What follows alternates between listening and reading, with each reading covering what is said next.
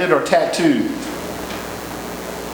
Difference is with them, if you cut the limb or you cut the place off, it disappears. Student loan is to the bone. It's not going anywhere.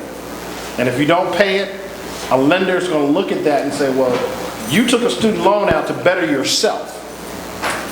You want us to loan you money to buy a house, and you couldn't take care of what you borrowed to better yourself? Don't think so. It's not going to happen. That will knock you out of the box quicker than anything else. Okay, so if you got student loans, if you know anybody has student loans, get them to pay them. Okay? Tracking your money. That's this one here. Okay, we started talking about budgets. I like to call them spending plans because everybody frowns at me when they say budget.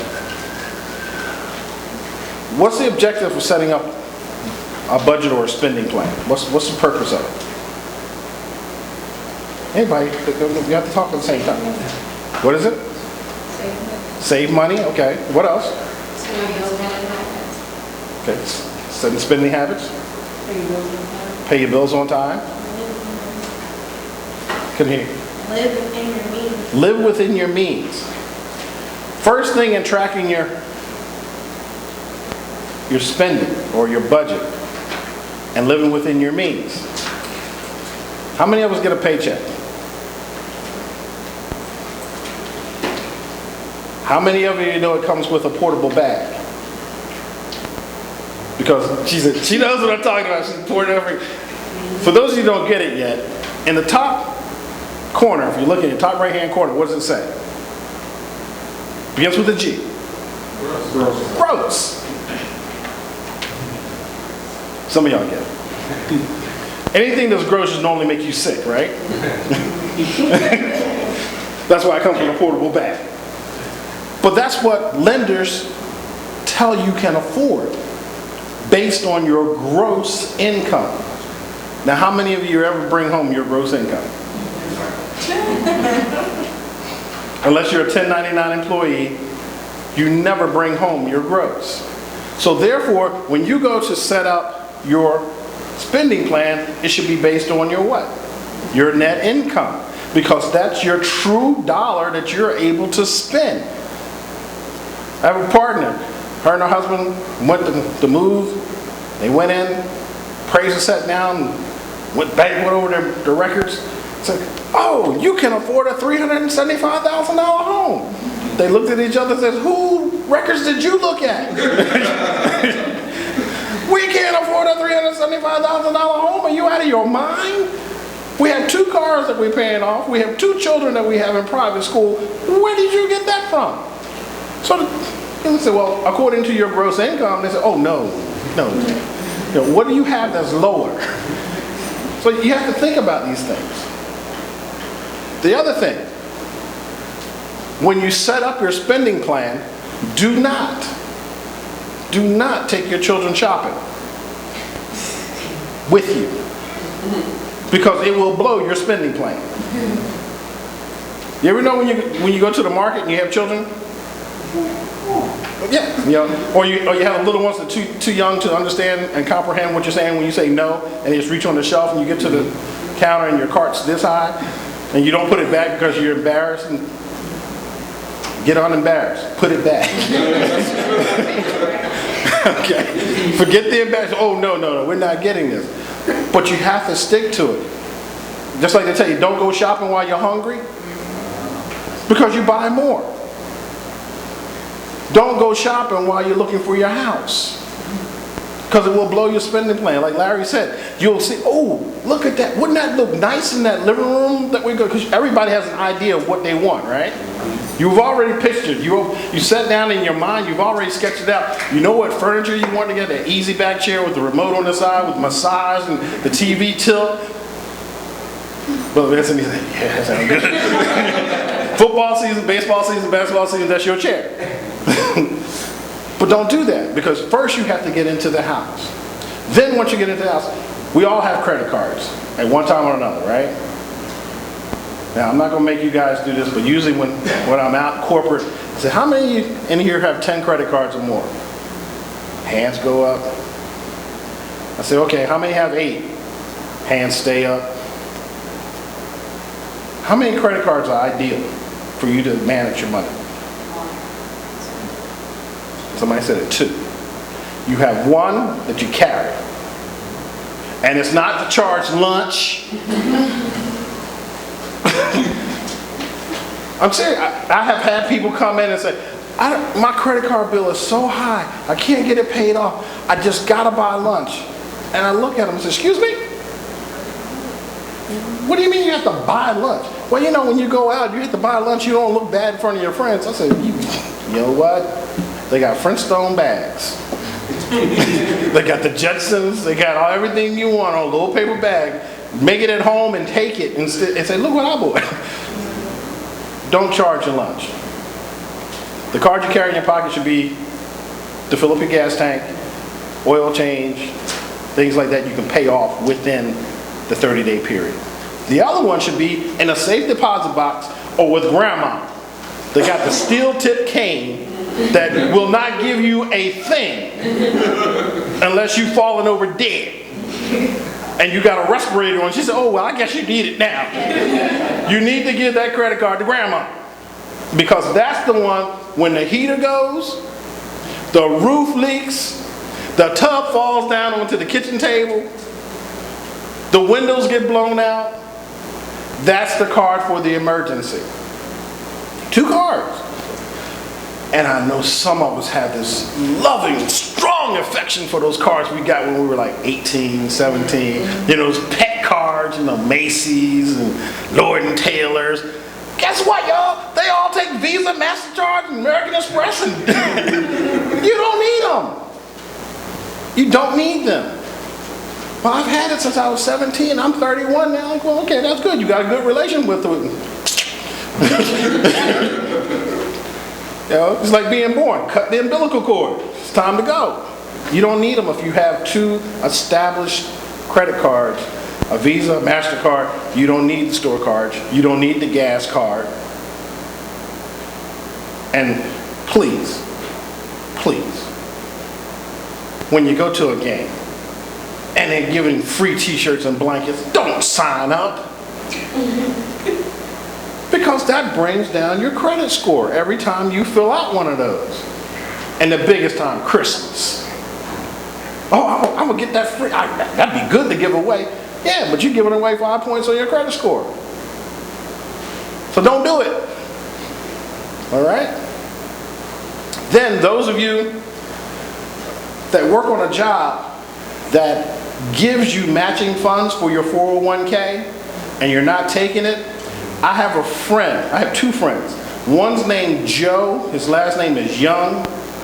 And the other one is named Fred. He's a 5'2" 2x4. Joe, Mighty Joe Young, the gorilla, I'm going to send him to your job if you have not enrolled. And he's going to stand outside the door. When you come through, he's going to smack you across the forehead with that 2x4 because you're giving away money. Well, I can't afford it. You cannot afford to have a 401k matching funds for your job. Especially if you're going into a home, because guess what? That's considered an asset. That goes into your wealth building principle. You say, I have money in my 401k. They say, oh, well, we can take the chance on you where we wouldn't have been able to because you have this money that you can't touch unless it's an emergency. And anybody gives away free money, you just need to see me after. I'll give you my account number and you can just start doing self-deposits. I'll take it. I will take it. The other thing, do not co-sign for anybody. Do not. Emphatically. Matter of fact, Joe Young's going to go get his older uncle, King Kong. And he's going to come step inside of your house. Do not co-sign for anyone. It's the quickest way to break up a family and to lose friends.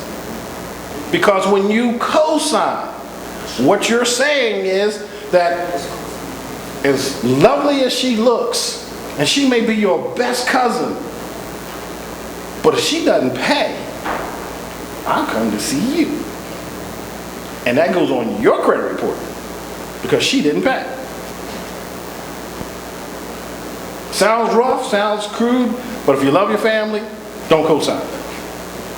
That also applies like in co-signing for a home as well too, right? Just as far as anything, co-signing for anything. Do not co-sign anything. Because if someone would go wrong and it will turn around if the regular applicant is not liable for everything that was charged or anything that was done, the co-applicant is therefore responsible. You both are responsible. Yeah. But if they can't collect from, The first, it's left. they're coming to you. Yeah. Okay? Then what you want to do, cutting expenses. How many of you clip coupons? I got 2 children in college. One almost made me have a heart attack, a stroke, renal failure, and blood clots. Because they came out of Pennsylvania Institute of Technology and said, oh, I changed my mind. I don't want to go into electronics. I want to be a child psychologist. And I applied for the University of Penn. I'm like, okay. And they accepted me. I went, oh my God, what? $52,000 a year.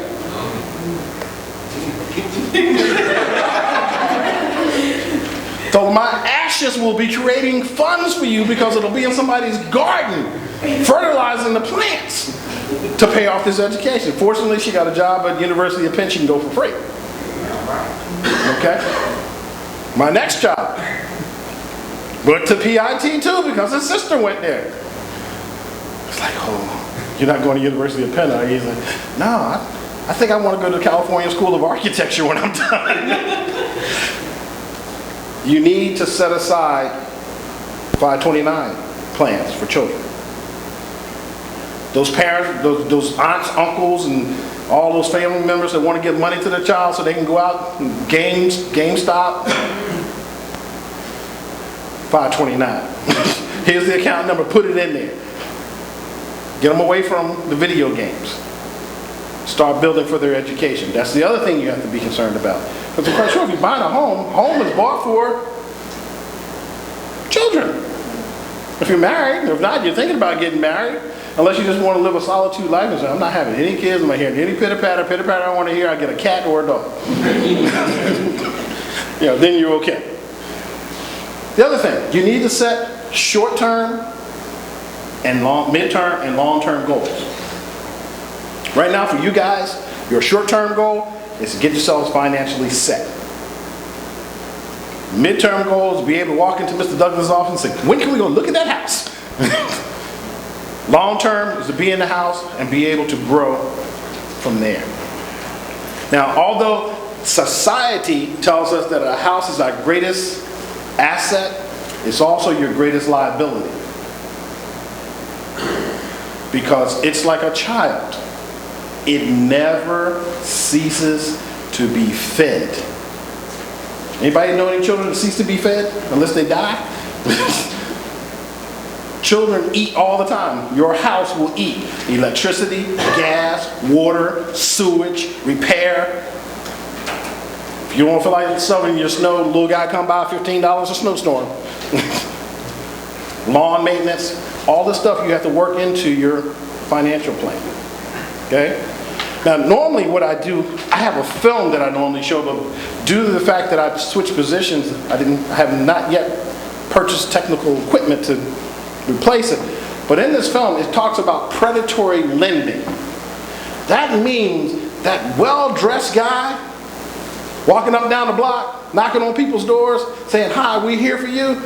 I'm going to give you X number of dollars. You let us come in and do your mortgage. Let us come in and do these repairs for you. Don't do it. If they don't come through a reputable source like CCIP or a financial institution, do not let that person come into your house and sign you up for anything. If you get a contractor that tells you that they have their own financing, say, that's nice. I appreciate that. but I'm going to go see my financial person. And do it. Don't buy from them. Because they're set up so that they can make a what? Profit at your expense. The guys that I'm talking about now, I think they're doing 10 to 25. These are contractors. 10 to 25 years for ripping people off. Coming out, but the consumers, most of them are paying 3 times the amount that they borrowed. One guy borrowed $35,000. He's now paying $95,000 in loans back because he had to get the work done again. He had to pay out the original loan plus the interest. Don't do it. So you have to be careful. Quick question, this one.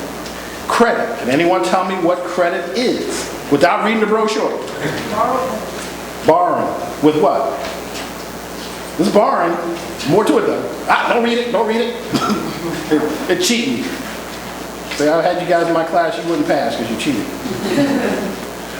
Credit is borrowing with the promise to pay back with interest. The promise to pay back. So when you sign on that dotted line, you say, I promise to pay you back $120,000, $180,000, $220,000 with 4.5, 5.0, 6.7, 8.9. Economy keeps going bad, it'll be 1.4. Interest rate on the money that I'm borrowing. So it's no longer a handshake and say, oh, I'll pay you back. It's now a contract that's legally binding. And if you read the small print, they'll tell you that they will send a lawyer after you. And they'll call, and first couple of calls they'll have a nice lady's voice on there, and she sounds so innocent and so sweet. The next one call, it'll be a guy on there barking like a bulldog. If you don't call us back, we're going to come get you now. So you have to work with that. Improving your credit. Anybody tell me how you can improve your credit? Pay your debt on time. Pay debts on time. That's also how you keep good credit. But if you got bad credit, you slipped into a hole, you fell behind, how can you improve that credit? Anyone? Oh, come on now, some of you guys got to know something about that. Pay it back. Yeah, you pay it back. One of the things that we have a problem with as human beings is picking up the phone and saying, I made a mistake. I'm sorry. I made a mistake and I need to talk to you to work out a deal so we can get this situation resolved. Because just like the Chinese say, saving face, we want to save face. And we're embarrassed to face up to our creditors. Because it's bad because we become childlike at that point. Just like you did something and you didn't want your parents to know, you go hide it. If you broke something, you sweep it up underneath the rug and think the lump wasn't going to show. Or you take the broken chair and sit it out on the back porch and say, I don't know, it was there when I got home. You start making up things. But the credit bureaus heard everything. The dog ate my homework. It's in there. You know, they know all about that. So the best thing you can do is set up a payment arrangement. CCIP will work with you